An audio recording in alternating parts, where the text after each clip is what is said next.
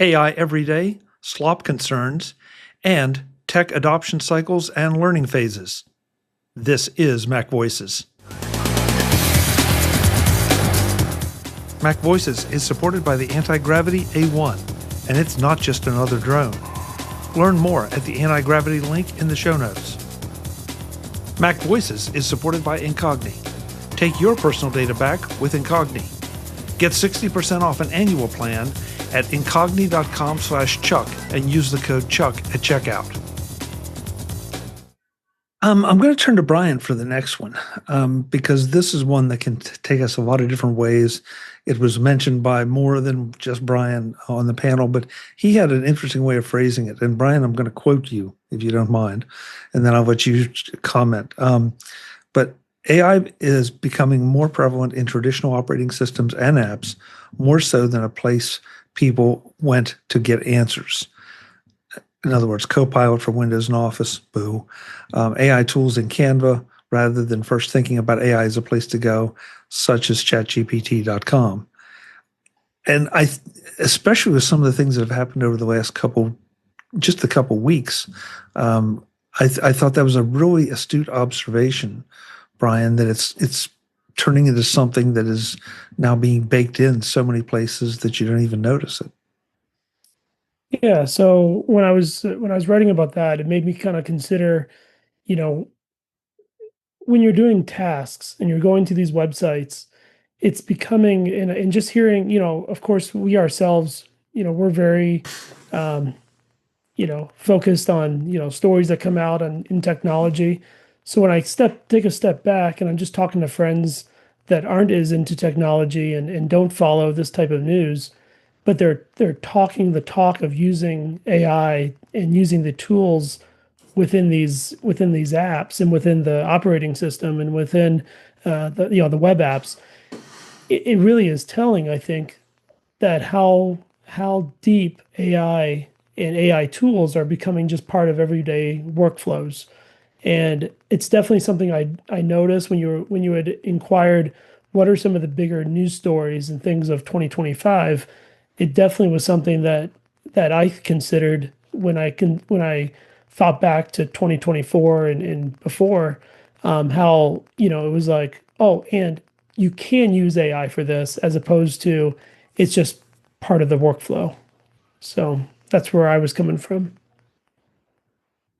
I recently sat through some demos of some different software packages, and yes, at their heart, the heartbeat of them is AI. There's no question. But the interfaces are getting slicker. They're getting more intuitive, I think, with, as you said, integrating AI into something instead of saying, I'm working on this project. Oh, I think I'll go and use an AI tool on it. It's just becoming part of the package. Just sort of like machine learning did for a while. So yeah, and I think that's important to talk about too, where machine learning, whether it's predictive text or whether it's you get in your car and it's predicting, hey, you go here every day at 6:30 in the morning. Are you going there today at this, as well? Just those types of things too just become part of your life. yeah. Marty? Yeah, the idea that AI is becoming ubiquitous, that you don't know you're using it when you're using it. Whereas, as Brian had said, you have to step outside to another sandbox to be able to get the work done. And to me, it kind of it's like putting fructose sugar in everything. You don't know it's there. It might not be always good for you. It tastes well. It tastes good, and you keep coming back for it. I kind of liked it when we could clearly identify when things were being done by AI, or at least we thought we could, because we'd have to go out to the sandbox to work on it. But now it's just being put into everything. And to have a name in terms of AI, you kind of have to stand out with the product you're providing, whether it be Perplexity or ChatGPT. There has to be some branding that goes along with that. So otherwise, everybody says they're using AI. As Jeff pointed out in previous shows, Apple has been using AI in some format for a long time. So, Marty, that's exactly where I was going. And I'll use a simple one that everybody's familiar with. That the last version of the OS, I think, of iOS, it was simple to lift somebody out of a picture or take away the background, depending on which way you're going. And nobody was saying, "Oh, this is an AI feature." It was just a feature. And this seems to be coming back to some of the things we've talked about with Apple's AI strategy is, do you really care if it's AI, if it's doing what you want? mm. So I don't know, but I really liked the way Brian approached it. And I looked around and thought, yeah, that's happening to me. I'm slowly realizing that it's happening to me, that there is AI in my workflows, and I don't always recognize or even think about it. It's just there. So, Mark? Okay, yeah. So yes, no, I think it's clear that AI-ish or machine learning things are being integrated more into tools that we use. But I think there's a term I think I just learned it earlier this year. It's so-called AI slop. That there's a lot of junk that's created, and I think a lot of us see us sometimes in different stories and things you read where you have a very interesting headline and you go and click through and you have paragraph after paragraph, like 3 paragraphs of introduction setting the thing up, which is the slop. And then you get into maybe paragraph 4, something that's actually relevant to the headline that was assigned to it. So I don't know if this is human editors doing that or this is AIs out there, but uh, you know they are useful, but they also come at a cost. And some of the cost is they just throw a bunch of irrelevant junk that just steals attention, and it's time out of your life that you'll never get back. So they're great tools to use, but it seems that there's too many websites that are having content and things that are generated by these tools that hasn't even been asked to get summarized or checked by another competing LLM engine to see if it could be expressed better. Mark, I hear what you're saying, and I don't disagree with the fact that it's happening. I feel like though it's almost a natural evolution of something new. And this, see if you guys agree with me as an example. But when we first got fonts, I mean, you were trying out every font you could get. You were gathering up fonts and collecting them and putting 20 different fonts in one document. Mm-hmm. So that was kind of font slop. And yes. but we learned from it. And then we got social media. And then everybody was checking in everywhere and wanted to become mayor of their local pizza place and all that. And then we kind of got away from that. We learned, first of all, we learned that that's not always a good idea, but that it was also just not necessary. And so I feel like we might be in a learning phase here, and that the slop is just part of it, especially since we're all so much more computerized and mechanized and automated and everything. So, Marty, yes.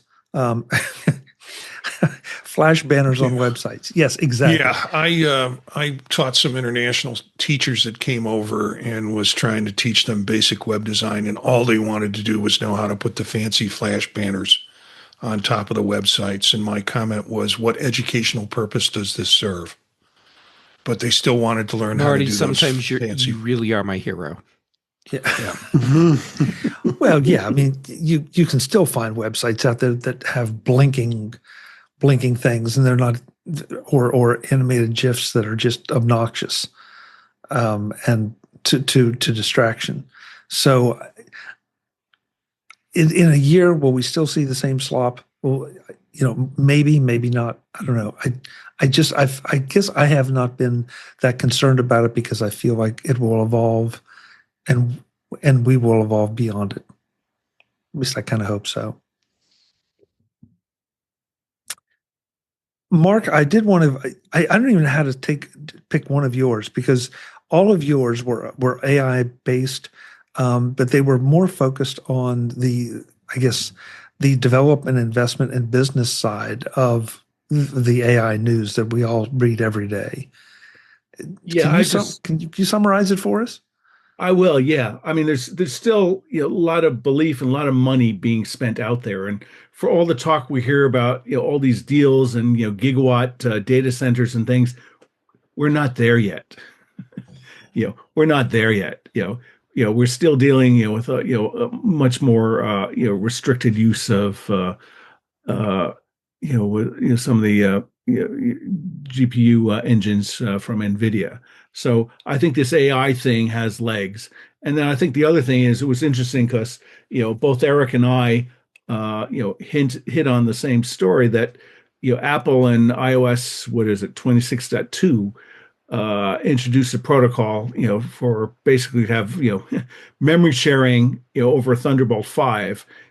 So in essence, that provides a way that you can combine multiple Mac Studios into compute engines for either training or doing inferencing work with AI.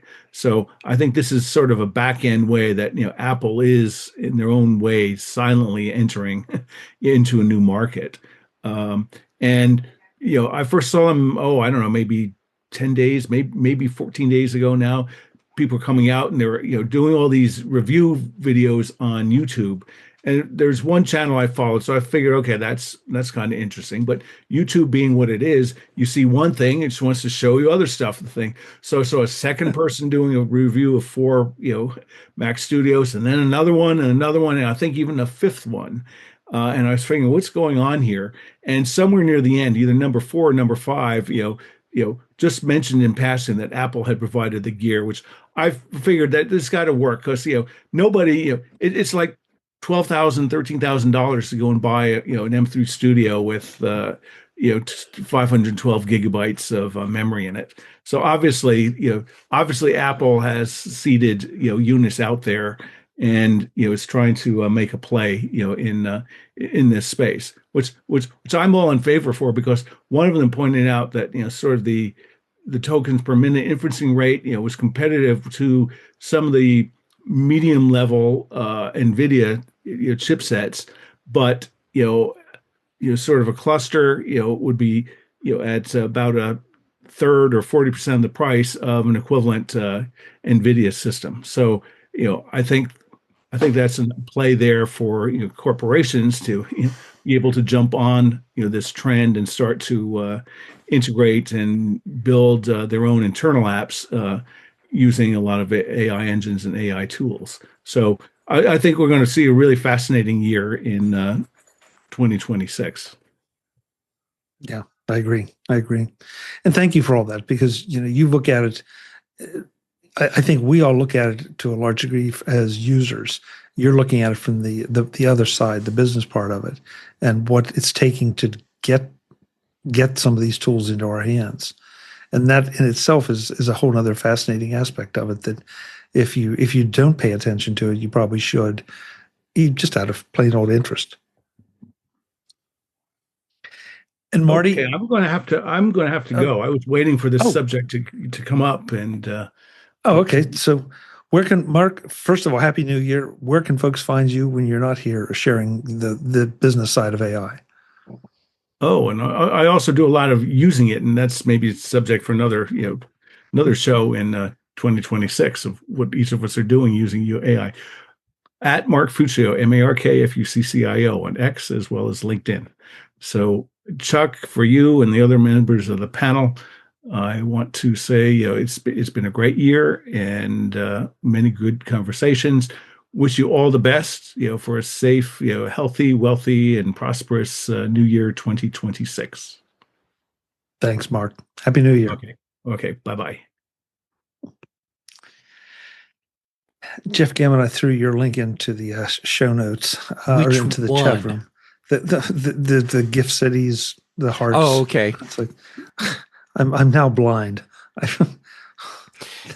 I have a confession to make. I got so sucked into that when I went and found it that I'm pretty sure you did a whole topic and I missed the entire thing, like the whole conversation. I apologize. No, that's all right. That's all right. Oh boy, I don't want to run us too late. I definitely want to get to one Marty brought up, and he suggested the Massimo lawsuit. And Marty, I'm going to let you elaborate on that. Why is that important? I just think it was one of those things that dragged on through the year. I described it in our chat room as it being everybody loves the War of the Roses. We like to see people throw mud at each other. This could be a Bravo Channel series if you wanted to do that. But it seemed so simple at the beginning. Just pay the $2 and get it over with. And it keeps going back and forth and back and forth. And then some ingenious stuff like, hey, we're going to put out the new watch, but we're going to have a different way in which you can access the heart monitor that doesn't violate the copyright or the rights that Massimo has by having you go to your phone. It's just been a fun year of mudslinging. And I guess the last piece I found was that the court ordered Apple in November to pay $634 million, which does not seem like that's very deep. And Apple's going to appeal it. So the story goes on. It's the show that never ends. Yeah, I guess it's funny when you sent it into our Slack. I thought, wow, are you looking at it from the health part? That it's one more thing that could be put on our wrists easily if these two companies could figure out a way to get along that could help people. And then you look at the lawsuit side and looking at it, it's just from a pure. This is entertainment. Oh yeah, I mean, this is absolutely crazy entertainment. Outcome is. I don't really care. It could have been solved a long time ago. But it keeps going on. So I believe me, there was no sense of altruism I had in raising this as a topic. Like we all need to have these health monitors. It was like, no, this is just the double overtime in a football game. Okay. The last one, and I realize this could reignite the whole social media discussion, but I give this one back to Brian because I thought this was a really, really different aspect that I hadn't thought about it. And Brian, again, I'll quote you: continued fragmentation of social media where people and businesses post. And I'm especially interested in the business part of it because I feel like social media is one way that businesses can communicate with their customers, should communicate with their customers. And you're right, it's becoming increasingly difficult to have multiple presences and be responsive on all these platforms. And that was a really fascinating observation. Yeah, when I noted this, I was thinking about the different ways that when I go out to go inquire about something, it's increasingly more and more time to consider which social media platform am I going to in order to find that particular business that I want to interact with. I'm trying to remember what it was the other day, and I couldn't remember. Was it, was it going on X? Was it going on Blue Sky? Was it going on Mastodon? And I couldn't remember which one. And then I've noticed that even, like, as you pointed out, there's differentiation of what is posted and how that particular brand or that particular company, then the quantity of what they're posting on one network might be different than a completely different network when you're trying to find something. And so I'm finding that increasingly more difficult to be able to find what I'm looking for as it's a continuance of splintering. What I found more often than not is just trying to go, oftentimes just go to their website and see, depending on the type of business it is, if it's something that does blog updates on their website, that seems to be sometimes the best straightforward way to go. It is really interesting that because that's another discussion I believe we had this year or last year, that you want people to come to your website, not necessarily to Facebook to interact with you. But on the other hand, they're already on Facebook. So if they run into you over there or it's easier for them, is it a better thing? Jeff? Oh, right. So Brian hit on a big problem that I have, which is, where do you go to find the various social media things you're looking for? And this is why Tapestry has become a really invaluable tool in my social media bundle. And for those people that don't know, Tapestry is from Icon Factory. It's an app that lets you aggregate your social media feeds into a single place, and it's great for me because now I can look at all the different places in a single feed, or search or group or whatever for all of these various platforms that I'm following, and find the thing. I suppose it also indicates just how fragmented the social media world is, because I need to have a tool like Tapestry just to follow along or find the things that I'm looking for. I'd forgotten about Tapestry, Jeff. I'm embarrassed to say that. Well, then how about if I go find a link so you can have it in your show notes? I already have it. I already have great. it. I'm looking at it. It's like, really? And then as soon as I saw the interface, it's like, oh yeah, I forgot about that. And they did roll out a Mac native version a while ago too.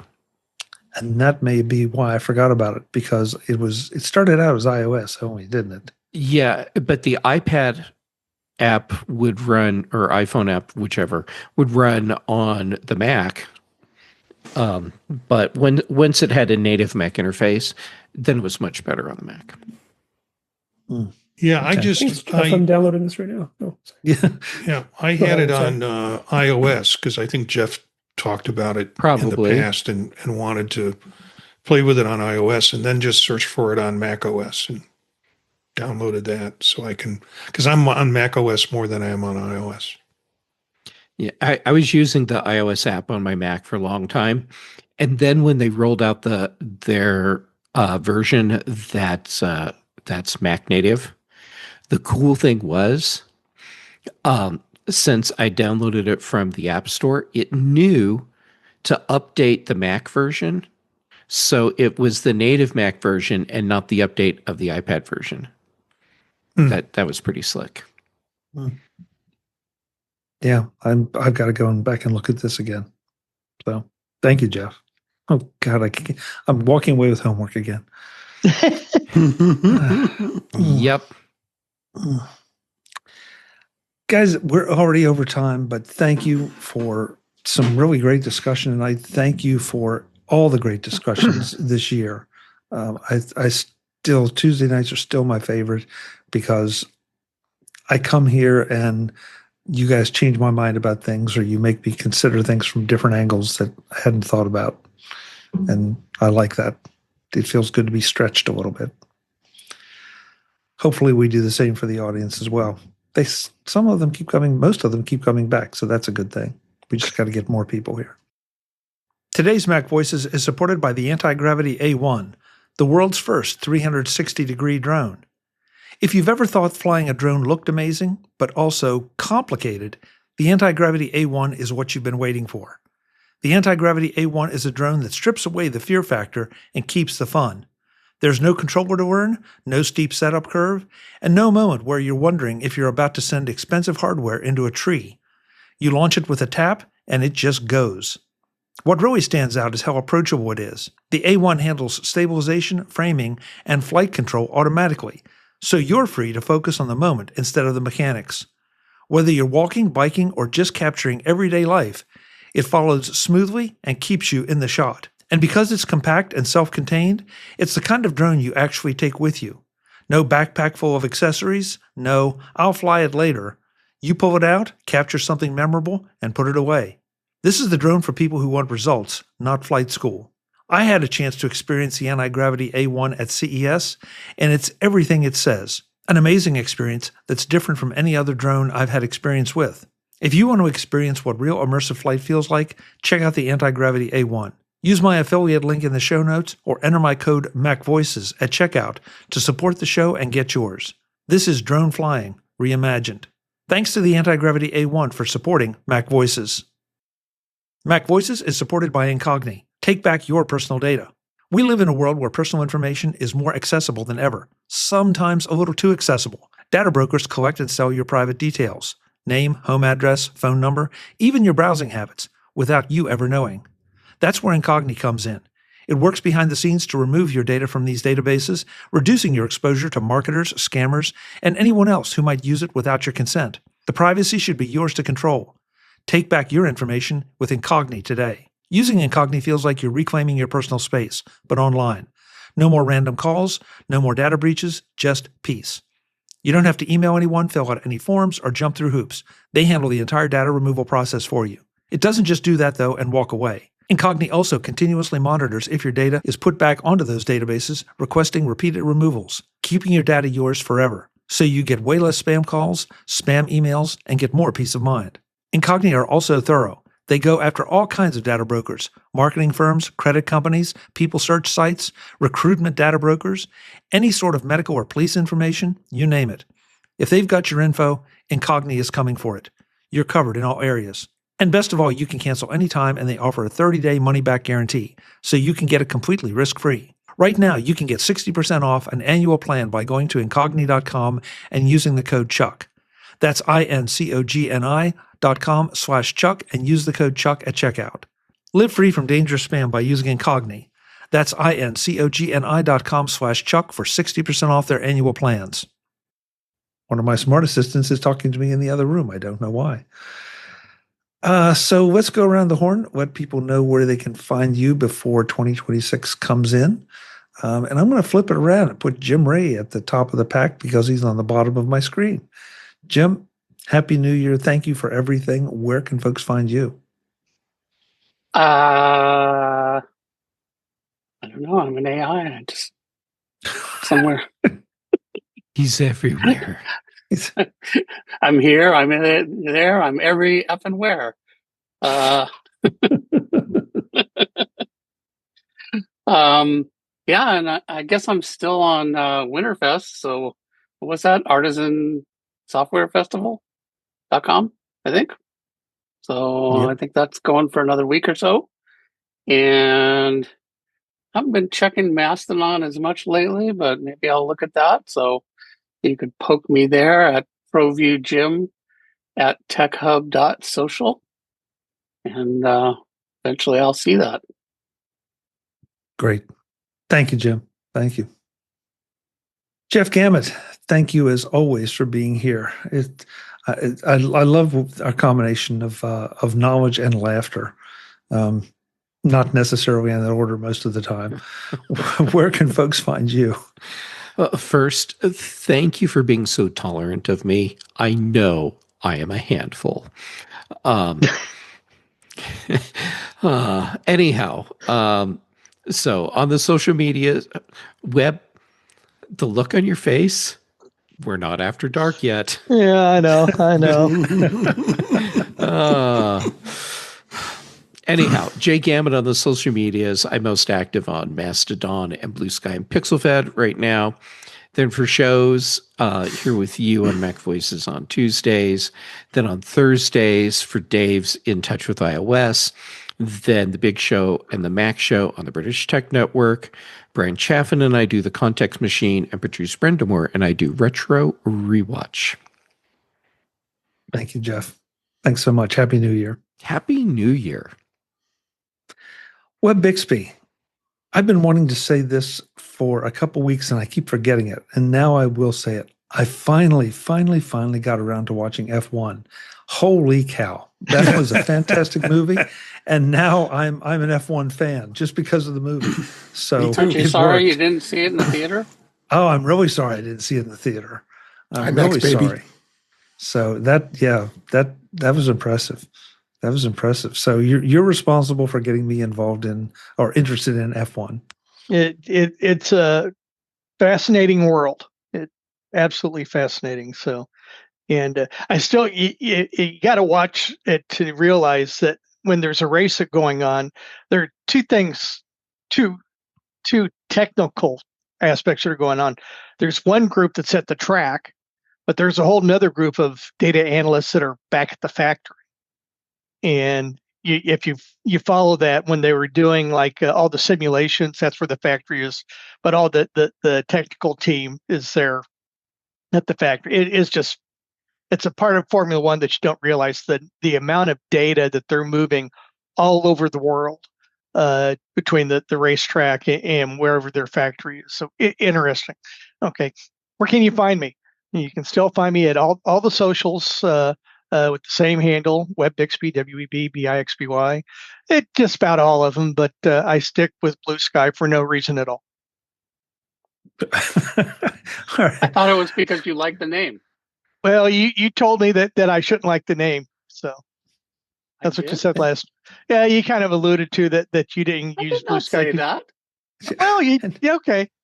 Maybe I misinterpreted. Anyway, you can find me there. Okay, damn it. So, and Jeff, I got to tell you that when you made the comment about Chuck and you being a handful, my wife tells me that just about every day.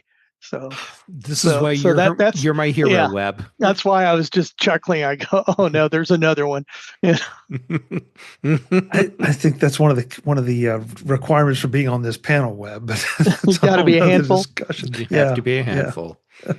Speaking of movies, did anybody else watch the classic Christmas movie on Christmas Eve, Die Hard? I did. I stayed away from Nakatomi Plaza, for fear of falling bodies. I have an after dark story about that. My brother-in-law has we'll talk after dark. Oh boy. Brian Flanigan-Arthurs, thank you for being here so often this year. I know that your schedule is a little bit weird because of the time changes. I really appreciate the extra effort you put in. And I really, especially for this show, I really appreciated your thoughtful responses to the stories and trends of the year. Where can folks find you? I appreciate it. Thank you. And first and foremost, thank you as always for having me on the show. Happy New Year to everybody. And make sure I get it right. I hope everyone's best day in 2025 is your worst in 2026, and that everyone has an incredible 2026. Best place to reach out and find me and find out what I'm up to is on my website, brian8944.com. Great. Thank you, Brian. Happy New Year. Thank you. You too. Marty Jencius, the man that this is the face that has launched 1,000 podcasts right there. And some to come from our recent chatter. Yeah, apparently so. Yeah. Thank you so much for being here and sharing all of your knowledge and wisdom. Where can folks find you? Thanks for having me, Chuck. This is kind of nice because it's the last show of the year and it gives us a chance to reflect back on how important this show and this group and the folks in the chat room are sort of to me as a person and me as part of my social aspect. Now, all we have to do is slap those parental warnings on top of it and we'll be okay. You can find me at Jencius, Jencius, at mastodon.social or also at Blue Sky. Why Blue Sky? Because Webb likes the name. And all of the projects that I do, you can find at thepodtalk.net. That's the website with links to it. Just do vision profiles with Eric, who's not here tonight, and also Dave on Monday nights, but then a whole slew of other ones. Just completed before the show a Fade to Chat about classic movies, and we did with Cindy, we did The Apartment with Jack Lemmon in 1960, and just having a great time doing podcasts. So thanks for having me here. Dave's on Thursday nights, and then also the Mac Show on Friday mornings. Have a good new year. You too, Marty. Thanks so much. Really appreciate it.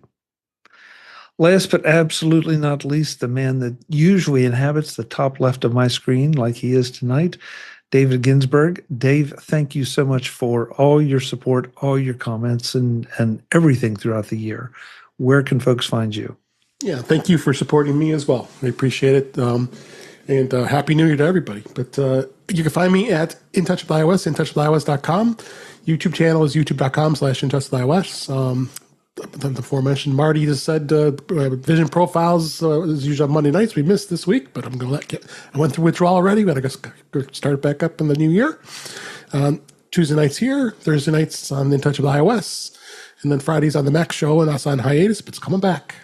And you can find me Blue Sky, Mastodon at Dave G65. Happy New Year to everybody. Thank you, Dave. Happy New Year to you as well. Happy New Year to everybody in the chat. And I want to go through here tonight. We had Barry, we had Cindy, we had Rich. I think I saw a couple others in there that were throwing in comments. Joe was here tonight. Who else? I know there's one. I'm sorry, I'm missing someone, and I'm doing a quick scroll, and I'm going to lose it. But having you guys in the chat every week really means a great deal, because sometimes you throw in questions, comments. Sometimes you take off on your own conversations, and that's terrific. Just please keep coming back, because it's just part of what we do here on Tuesday nights. So with that, I'm Chuck Joyner. This is Mac Voices Live. youtube.com/MacVoices TV, week after next. We'll see you then. Thanks for watching. Visit MacVoices.com for show notes and to connect with Chuck on social media. Get involved in our Facebook group or like our Facebook page, and get more out of your Apple tech with MacVoices Magazine, free on Flipboard and on the web. And if you find value in it all, consider supporting us through either our Patreon campaign at patreon.com/MacVoices, or by making a one-time donation via the PayPal link on our front page and in the show notes of each episode. You will join these fine people who help bring you Mac Voices.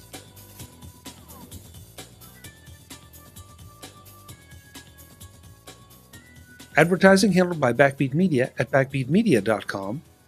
Bandwidth provided by CacheFly at cachefly.com.